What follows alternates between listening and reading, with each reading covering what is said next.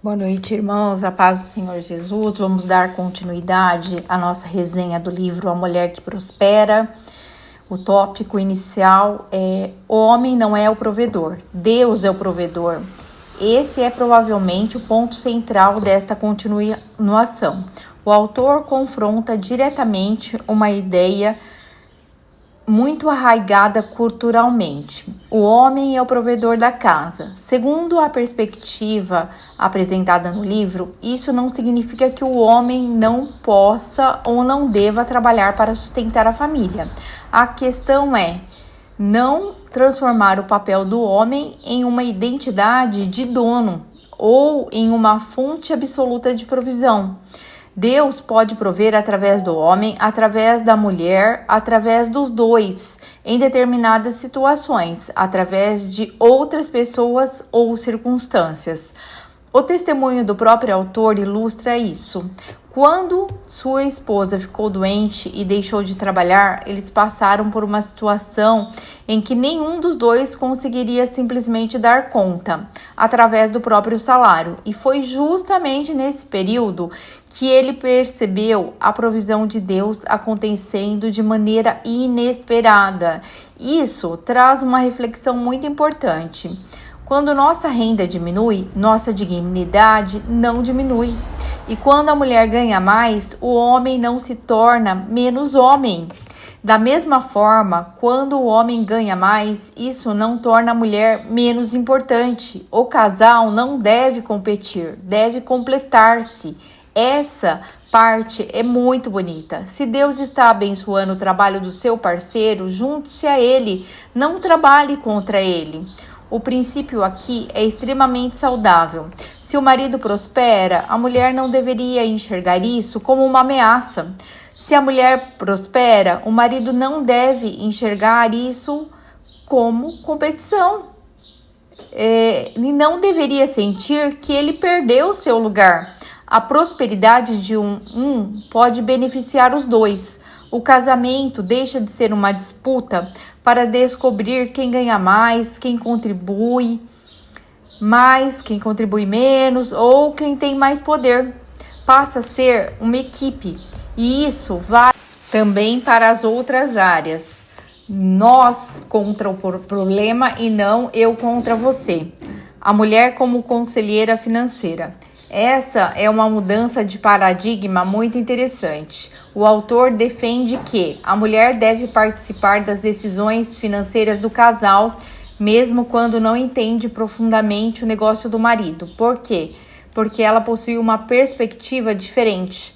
Ela conhece o marido, conhece a família, conhece as necessidades da casa, conhece os sonhos e as prioridades familiares. Portanto, não precisa dominar todos os detalhes técnicos de um negócio para oferecer uma percepção valiosa. Isso não significa que o marido seja obrigado a seguir todo o conselho da esposa. O próprio autor faz essa distinção. Ele pode discordar, mas não deve ignorar. E isso precisa valer nos dois sentidos.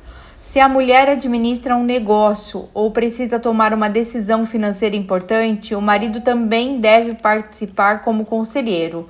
Ou seja, decisão financeira é importante, não deveria ser uma decisão unilateral, quando ela afeta o projeto da família. Meu dinheiro e seu dinheiro. Aqui chegamos a uma questão que provavelmente vai gerar bastante reflexão. O autor critica a mentalidade: esse é meu dinheiro e aquele é o seu dinheiro. Na perspectiva apresentada no livro, quando duas pessoas se tornam uma família, o dinheiro precisa ser administrado dentro de um projeto comum. Isso não significa necessariamente que todo casal precise ter exatamente a mesma conta bancária ou que não possa existir autonomia financeira. O princípio central é outro: transparência, planejamento conjunto e objetivos compartilhados.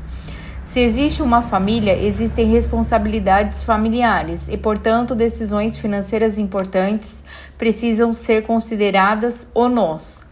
O casamento não é uma competição econômica. A comparação que o autor faz com o corpo é interessante. Ele diz em essência. Se o braço direito tivesse recursos e se recusasse a compartilhá-los com o braço esquerdo, o corpo inteiro sofreria.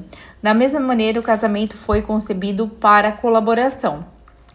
Essa imagem ajuda a compreender uma questão muito importante. O dinheiro pode ser uma ferramenta de união ou arma de poder dentro do casamento. Quando alguém usa o dinheiro para controlar o outro, começa a existir uma relação de poder. Quando o casal utiliza o dinheiro para construir objetivos comuns, ele passa a ser uma ferramenta de cooperação. O problema da mesada para a esposa. Essa parte precisa ser interpretada dentro do argumento geral do autor.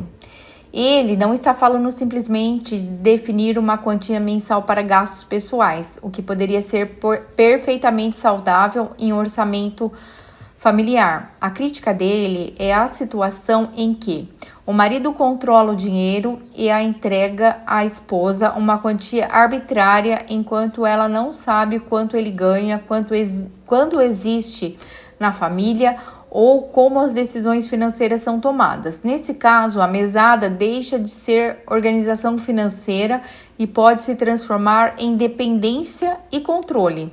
A mulher adulta passa a ser tratada como alguém que precisa pedir dinheiro, e isso contradiz com a ideia de parceria que o capítulo está defendendo.